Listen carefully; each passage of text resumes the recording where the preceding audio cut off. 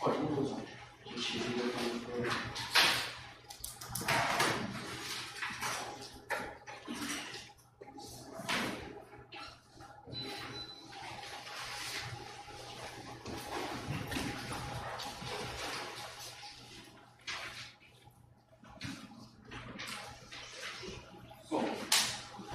agradecer primeiro, a gentileza do Eduardo, sempre muito generoso dentro dos membros do grupo, sempre oferecendo a oportunidade de a gente comentar e desdobrar aquilo que a gente pesquisa.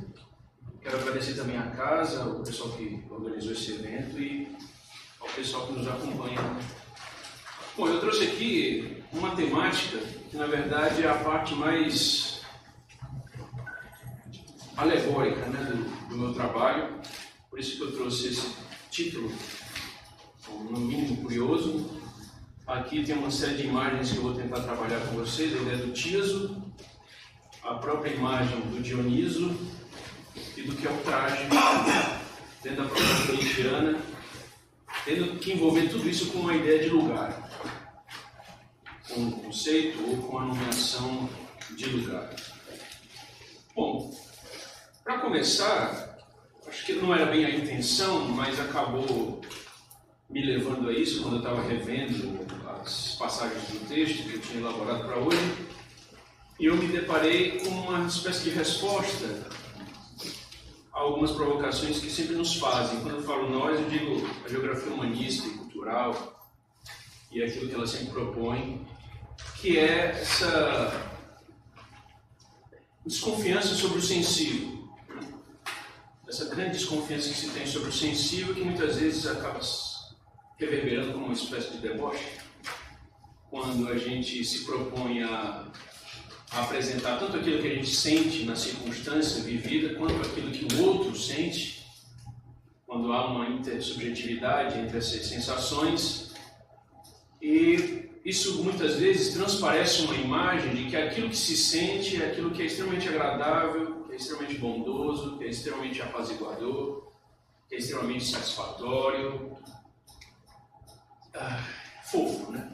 Aquela ideia bem ilustrativa dessa coisa, né? Que acabou atribuindo, como se fosse um jogo de brincadeiras, né? Eu trago aqui algo totalmente diferente dessa perspectiva. Acho que serve enquanto resposta para aquilo que se define como essa imagem um tanto quanto romântica daquilo que se sente.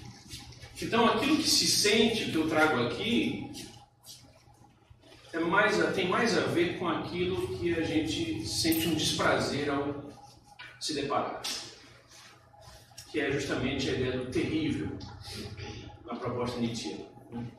Um dos desdobramentos do sentido de terra tem a ver com essa palavra terrível, que também é cheia de ilusões, né? Quando a gente observa, quando a gente começa a refletir sobre ela. A ideia do terrível está muito associada à ideia de térreo, de terra, de terrare, e ela tem a ver com aquilo que espanta e aquilo que nos faz empalidecer e fugir. E aquilo que nos propõe a fugir está justamente nas circunstâncias que a gente vive. Uma das alegorias que eu trouxe para o texto é justamente o cotidiano citadino de quem vive em São Paulo. São Paulo, que eu digo capital. Eu não sei se alguém aqui talvez sirva como contraponto, quem seja. Pronto, chegou um paulistano que pode nos ajudar pronto, tem mais um. Bom, a ideia do terrível, que eu coloquei como uma primeira alegoria, vou falar de algumas aqui, e o fato de usar alegoria não significa que eu vou partir para uma exposição esotérica, tá? Isso geralmente acaba acontecendo. Aqui eu posso ser aberto, né? Mas no tanto, quando eu, por exemplo, lido com a minha esposa e falo dela das coisas do Nietzsche, a gente passa uma banca de livros esotéricos, ela me provoca ainda. Vai lá que talvez você encontre o livro. Como se fosse uma tiração de sarro. Mas a ideia do alegórico aqui é se utilizar da imagem para nos levar a pensar, não para fazer uma correspondência fidedigna do que é a coisa e do que é a imagem da alegoria. No caso, eu parto de uma experiência, né? A vivência que ultimamente eu tive diante dos trilhos, dos trens da cidade de São Paulo. E me deparei com um terrível. Eu sou um recém-chegado, não sou um paulistano, sou alguém que passou a maior parte do tempo vivendo em cidades do interior, né? Tanto para me formar quanto para agora trabalhar. E ao me deparar com o cotidiano desse fluir de multidões e desse fluir em conflito constante que é a cidade de São Paulo, acabei me aterrorizando com uma cena. A cena do fluir em multidões, que é aquela manada por dentro de túneis subterrâneos, né, que deixa a gente estarrecido, angustiado, extremamente preocupado. Eu sei que a cidade tem algo de muito mais terrível a oferecer, no entanto, é a partir daí que eu me coloco. E outra coisa é o fluir em conflito constante com a imagem de uma figura que é reconhecida e conhecida como marreteiro. Não sei se você já ouviu falar disso, é um vendedor ambulante, não tem só em São Paulo, no Rio, nos trens do Rio, na hipervia, na supervia, né? Do Rio, é muito comum, mas em São Paulo foi uma coisa que eu já sabia que existia, mas, no entanto, eu comecei a reparar cotidianamente na vida desse sujeito que tenta vender algum produto que ele consegue na praça, etc., e tem que, ao mesmo tempo, vender e fugir. Porque no comércio, nos trilhos do trem de São Paulo, é uma coisa proibida, né? Sobretudo agora, a repressão é muito forte. O desemprego aumenta a cada dia e esse tipo de profissão é uma coisa muito evidente. Então é um constante fluir de multidões extremamente em conflito e isso aterroriza um recém-chegado como eu, ou pode ser algum de vocês, que começa a se impactar cotidianamente e fica interessado em saber e curioso, e cada vez que fica mais curioso, fica mais suscetível a ser devorado pelo tieso. Vou já chegar na ideia do tieso. Mas aí existe o outro lado. Existe aquele acostumado que não se propõe mais a observar, porque o mundo moderno nos coloca em uma seletividade muito profunda das coisas, a gente escolhe o que comer. Isso, se você parar para pensar, é uma agressão à natureza imensa, porque você come aquilo que você quer, independente da temporada. E você sente aquilo que você quer dentro da cidade, da maneira como quiser.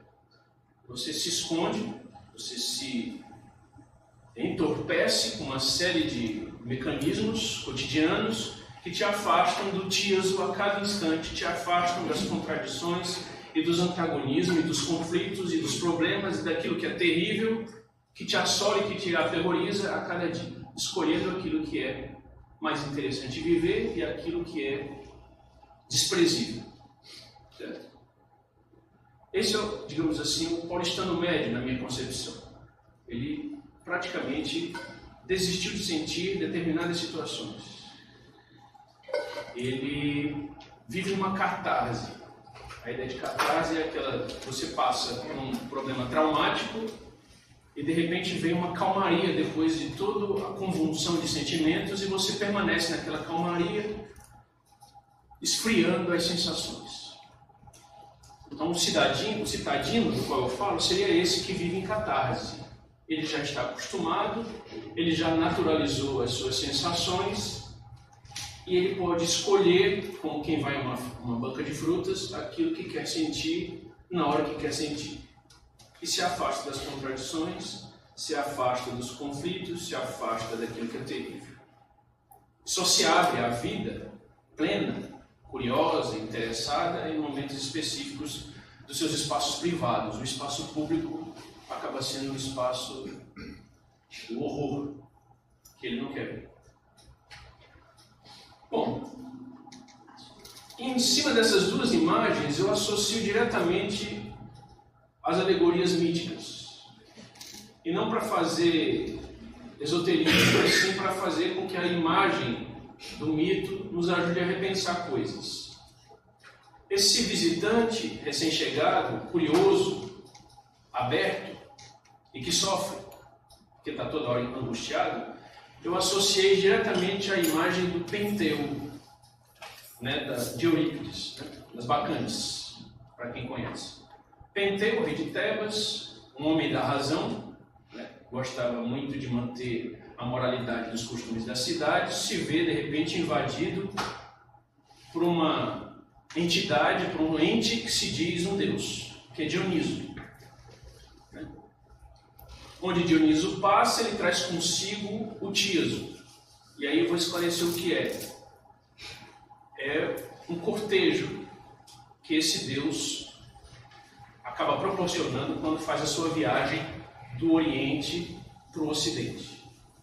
É um cortejo, pessoas, criaturas míticas e animais, né, sátiros, que, como se fosse um desfile, né, como se fosse um coro que sai cantando e dançando de onde está, inebriado, embriagado de sentimentos, volúpia, até chegar onde se pretende. É esse cortejo que invade a cidade de Tebas e tira a calma de Penteu, preocupado com os bons costumes, preocupado com as convenções do comportamento do cidadão. Interessado e curioso, Penteu vai se travestir de mulher, por orientação do próprio Dioniso, e vai ao Monte Cítero, onde os camponeses avistaram o Tiaso acontecendo, numa clareira no meio de um bosque. Chegando lá, o Penteu se depara com a visão do Tiaso, mulheres, animais, sátiros, dançando, libidinosos, né? Amamentando as feras com o leite do próprio seio, retirando da terra toda a sua exuberância e fartura, e ele fica aterrorizado e ao mesmo tempo seduzido por aquilo tudo. Como ele não acredita na divindade, não quer fazer parte do Tiaso, porque ele tem uma moralidade a preservar, ele é denunciado pelo próprio Dioniso para que as bacantes, digamos assim, o aprisionem e o devorem. Porque é esse o comportamento que as bacantes, né, que as Mênides de Dionísio vão exercer diante daquele curioso que não se entrega ao Tiaso. Pois bem, essa é a figura do recém-chegado à cidade. Ele chega, curioso, se assombra e muitas vezes nega aquilo que sente e aquilo que é afetado pelo cotidiano. A outra imagem, que é a do paulistano naturalizado com as circunstâncias, é de Odisseu. Perdão, do marujo de Odisseu. Odisseu, Ulisses, né, da Odisseia de Homero, o mais solerte entre os gregos, também um homem da razão, assim como Penteu. Depois de ter triunfado na Guerra de Troia, faz uma viagem de praticamente 10 anos de volta para casa, certo? Só que é atormentado durante toda a viagem pela vingança do Poseidon, pelo fato dele ter cegado o único olho de um filho ciclope, Polifemo, se não me engano, que ele havia, né, enfrentado. Então Poseidon, que muitas vezes a gente acha que é o protetor dos mares, né, mas na verdade ele é o guardião do ecúmeno Aqueu, ele é o treme-terra, ele cuida de mares e terras, ele persegue, atormenta e inferniza a vida do Odisseu, de Ulisses, né, nesse retorno. E tem uma das cenas que, ao meu ver, colabora com essa ideia do Tiaso, que é quando, depois de ter passado por uma ilha do qual se relaciona com a deusa Circe, o Odisseu é orientado a passar por uma região dos corais, onde estão lá as ninfas de Poseidon, as ditas sereias, e ele tomou precaução para enfrentar essa passagem. As ninfas, assim como as bacantes, têm um canto que atrai a atenção dos curiosos. E Odisseu, sabendo que esse canto atrairia os marujos para os recifes, eles seriam devorados, assim como eram devorados os curiosos que observavam o Tiaso de Dioniso. Para evitar que esses marujos então fossem atacados e devorados, ele atende ao pedido, à orientação de Circe e manda colocar cera nos ouvidos dos marujos para que eles não ouvissem o canto da morte. Todavia, Retornando. O paulistano é o Marujo de Odisseu. Ele, incapaz de resistir ou de conviver cotidianamente com o terrível, se entorpece, coloca cera nos próprios ouvidos, venda os próprios olhos. Se você olhar a cena das pessoas no trem, daquilo que eu acompanhei durante um ano quase, é muito comum as coisas estarem acontecendo e as pessoas estarem, né, de olho na tela, como se nada tivesse acontecendo, ou sabe que está acontecendo, mas não quer nem saber, não quer se aventurar a entender, muito menos a sentir o que está acontecendo. Esse é o Marujo de Odisseu. E Odisseu, quem seria nessa história toda? A gente, no caso. Odisseu é o Marujo interessado, é o herói interessado, consciente, esclarecido. Ele sabe dos perigos que é sentir a terra, adentrar ao Tiso, visitar os recifes. Todavia, ele quer ouvir o canto da sirene. Está seduzido e quer ouvir. Então ele orienta, como alguns aqui vocês sabem muito bem, orienta que a marujada não amarre no mastro da nau, sendo a nau o símbolo da razão, o mastro, portanto, da nau, o símbolo dessa racionalidade, para que ele possa, ao decorrer da passagem do navio ou do trem, sentir, ser invadido pela embriaguez desse canto e conhecer o que de fato essas ninfas querem dizer. Foi inclusive a frase que eu coloquei como abertura do texto, né? Se as ninfas tinham algo a dizer, disseram da seguinte forma: vem aqui, decantado Ulisses, ilustre glória dos aqueus. Detém tua nau, para escutares nossa voz. Jamais alguém por aqui passou em nau escura, que não ouvisse a voz de agradáveis sons que saem de nossos lábios. Depois afasta-se maravilhado e conhecedor de muitas coisas. Porque nós sabemos tudo quanto na extensa Troade, Argivos e troianos sofreram por vontade dos deuses, bem como o que acontece na nutrícia terra. Essa foi era isso que estava em jogo diante de Odisseu. E ele queria isso. E querendo ou não, somos nós, né?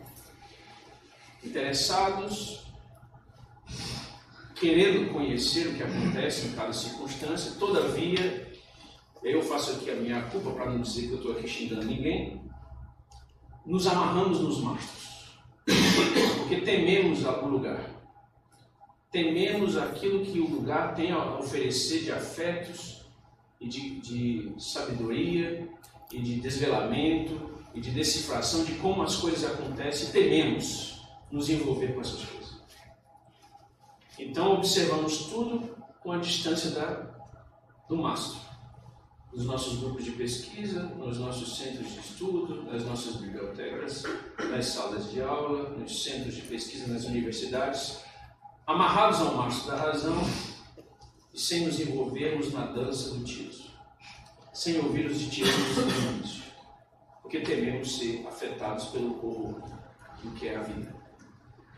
E aí, nesse caso, mais uma vez falando daquela proposta de resposta, né? Se há algum problema na consciência de classe, de que muitos não enxergam, talvez o problema não seja só em reconhecer a história, como nos apontam a todo instante, não seja só tomar consciência das contradições, mas sentir as próprias contradições. As contradições acontecem no Tiso. E sentir já é conscientizar-se, porque sentir já é pensar. Então, se muitas vezes não há um engajamento de militância, não é só porque não se pensa conscientemente, é porque não se está disposto a sentir o que acontece. E aí eu me lembro de Hannah Arendt, né, na Vida do Espírito, quando ela analisa o adesismo do soldado nazista, que preservado, dá o tiro de misericórdia no judeu, no processo de solução final, tem agora nas mãos uma máquina que o distancia do fato, que é a câmara de gás. Que imagem mais interessante para dizer o que é o anal, né? Anal e o mastro da razão. Você se afasta do evento, se afasta do horror, se afasta de apertar o gatilho, porque isso é o terrível da Terra. Tem que se deparar com isso. E a Hannah Arendt coloca isso. Por que mataram-se cada vez mais? Por que matou-se cada vez mais em determinadas circunstâncias nesse episódio? Porque tiraram a possibilidade do sujeito sentir e a partir daí pensar. Pensar a partir do que estava acontecendo. Como ela muitas vezes clama a figura de Sócrates, no olho do furacão, pensando as circunstâncias. Bom, o que tudo isso tem a ver com Nietzsche, né? Essas são as alegorias, todas encavaladas e conectadas. E o Nietzsche, ao meu ver, e aquilo que eu trouxe para a tese, seria esse vivente interessado que se desamarrou dos mastros e adentrou ao tieso, de cabeça. Talvez não tenha feito isso por uma escolha muito própria e muito certeira. Eu já contei essa história em todo canto que vou, mas aí vou fazer a repetição de novo, né? O Nietzsche era um doente. Ninguém sabe ao certo qual era a doença. Muitos afirmam que era sífilis. Tanto faz qual for a doença. No entanto, a doença o convoca a sair do mastro. Ou seja, ele abandona a universidade, dava aula na Basileia, de filologia clássica, e em determinado período da sua vida ele não consegue mais sustentar o cotidiano de atividades acadêmicas, porque não conseguia falar, não conseguia estar disposto todos os dias, porque a doença o tirava por semestres da atividade, ele tinha que ter uma licença, viajar para algum lugar para fazer alguma terapia. Ele decide se aposentar com menos de 40 anos. Larga-se a faculdade, larga o liceu, o qual ele dava aula para o secundário, eu dizendo aqui de onde estou, né? Lá, eu saberia dizer qual era o nível lá do ensino. E passa a viver uma vida errante, né? É aquilo que eu sempre trago, né? Ele vivia uma transumância entre Alpes e a Riviera Francesa, aqui italiana. Quando era um período de muito calor e umidade, ele subia as montanhas dos Alpes, se abrigava, uma das cidadezinhas era Sils Maria, né, perto ao lago Silva Plana, para ter acesso a um tempo firme e fresco, porque a doença se comportava de outra forma sobre essas circunstâncias ambientais. Quando ficava extremamente frio, descia os Alpes rumo ao Mediterrâneo, a Riviera Francesa, a cidade de Nice, Gênova, cidades das quais ele gostava muito, apreciava a estadia, porque eram lugares mais cálidos, mais frescos durante o inverno. E aí ele passava essa transumância buscando condições para se pensar e para viver melhor. Questão de bem-estar. Não era só uma questão de encontrar um lugar favorável, confortável, mas ele explorava cada um desses ambientes. Sils Maria explorava extremamente, né? Passeava pelos bosques, subia as montanhas, não digo que escalava, mas se aventurava a se aproximar dos picos. Mesma coisa acontecia nas praias, que ele circulava nas falésias, adentrava os bosques, sentia o perfume. E além disso, para não ficar aqui só na coisa prazerosa, a doença as manifestações da doença eram rigorosamente observadas e tudo isso era anotado em livros de notas, em formas de aforismo, dissertações, ou seja, os sintomas do corpo desse indivíduo que sofria e ao mesmo tempo se agraciava com as paisagens, o conduzia a pensar sentindo. É uma filosofia feita com os pés, caminhando, liberta das bibliotecas empoeiradas e das salas de aulas, daquela coisa monótona, daquele ritual sacramentado, como se fosse a cidade de Benteu, se teve uma ruptura abrupta e foi vivenciar a filosofia ao ar livre.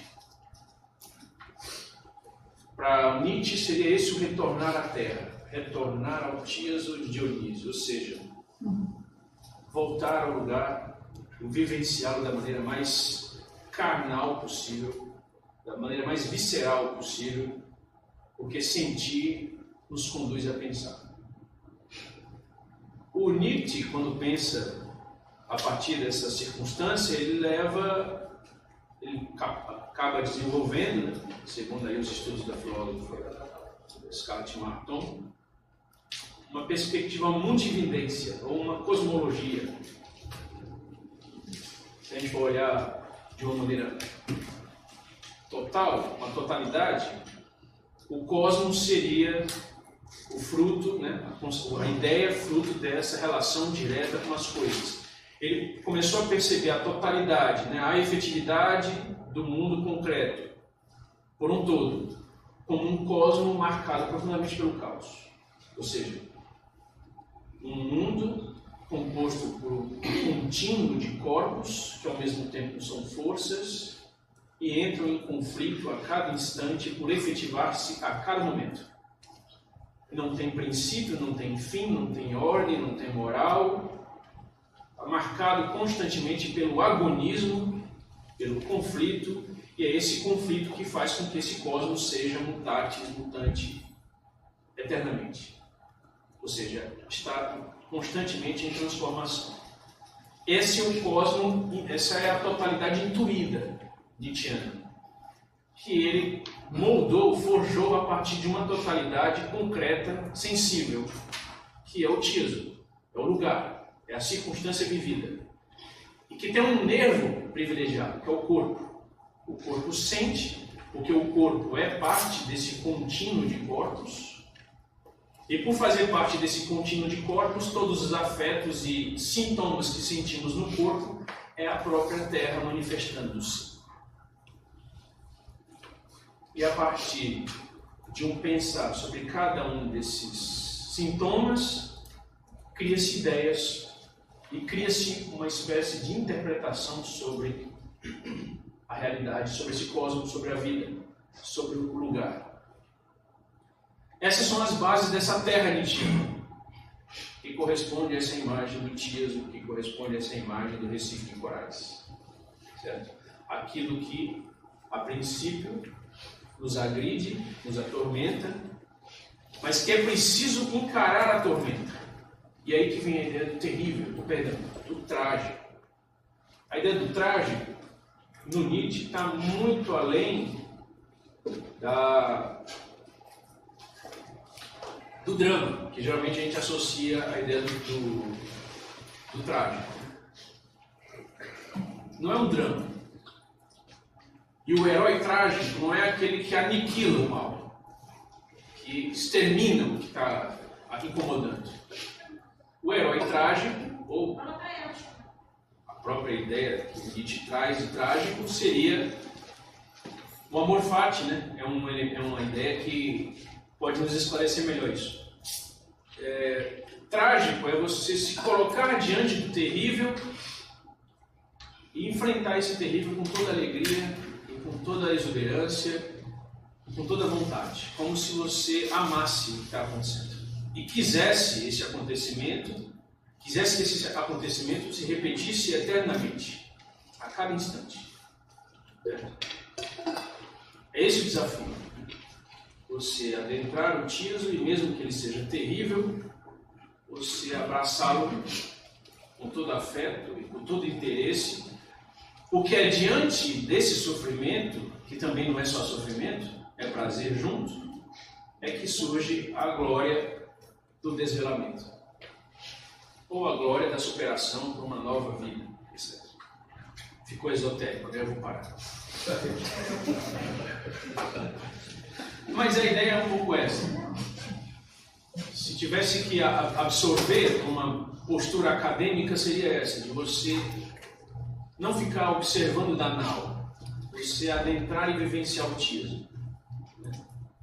E no nosso grupo há uma série de exemplos de quem vai tentar estudar um bairro e se torna morador do bairro, ou de quem vai querer compreender a vida de um morador de rua e se torna morador de rua, e etc. E tantos outros trabalhos que o grupo tem, que ao mesmo tempo é um prazer fazer, mas também é um terrível que é enfrentado cotidianamente.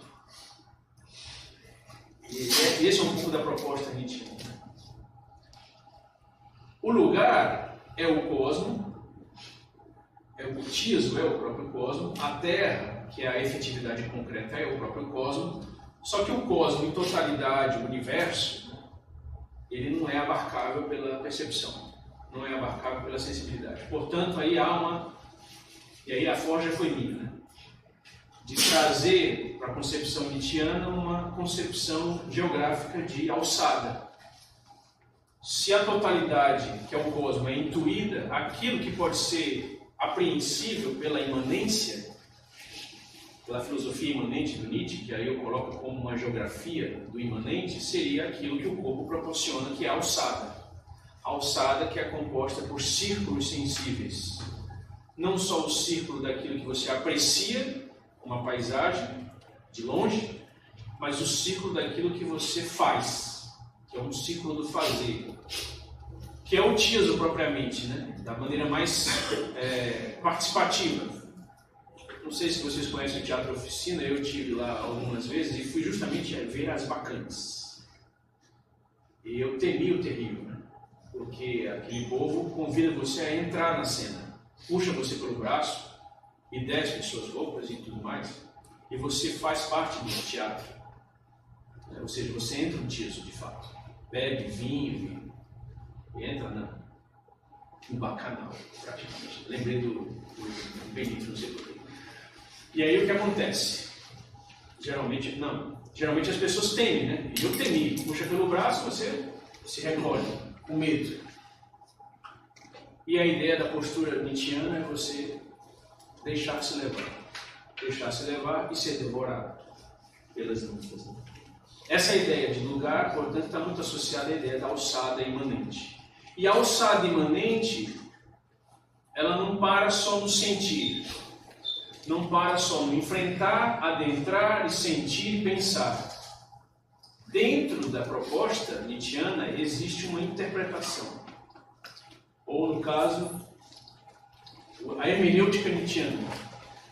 Você está lá no tiasmo, você adentrou a circunstância, você participa da dança, você ouve os ditirambos, os cantos, a voz da terra, ou como prefere o Henrique Dardel, os apelos da terra, da realidade geográfica, e você a traduz em poética.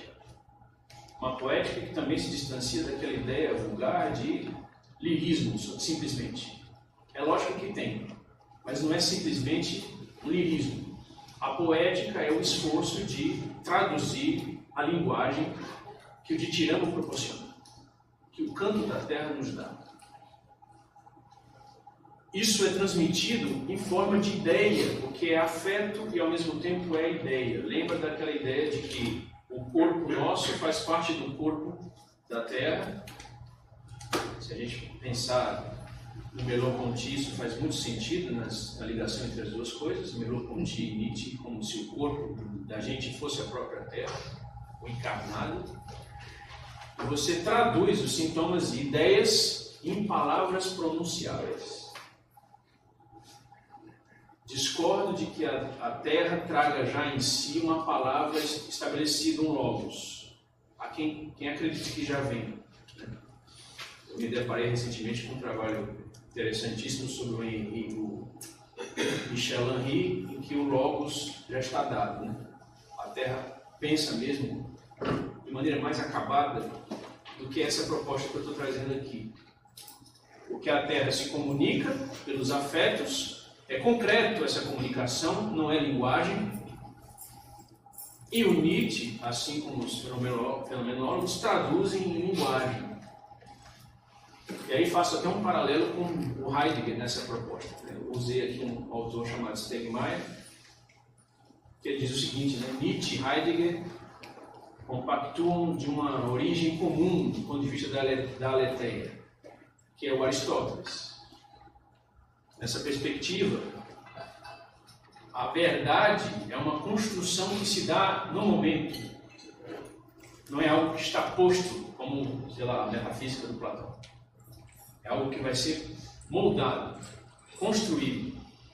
E numa perspectiva nietzschiana, que também tem muito a ver com a leitura do Heidegger, não é você que pensa sozinho a ideia. O pensamento é entregue a você como uma dádiva, que é esotérico, né? Você recebe um presente ao entrar no tismo, e esse presente é um pensamento. Só que ele não está pronto, porque ele não está anunciado. Ele é concreto, ele é carnal, ele é sensível, só que ele precisa ganhar forja. E a forja é a palavra que faz. O Nietzsche ele diminui o homem enquanto o ego superior, ou como o código cartesiano, hierárquico.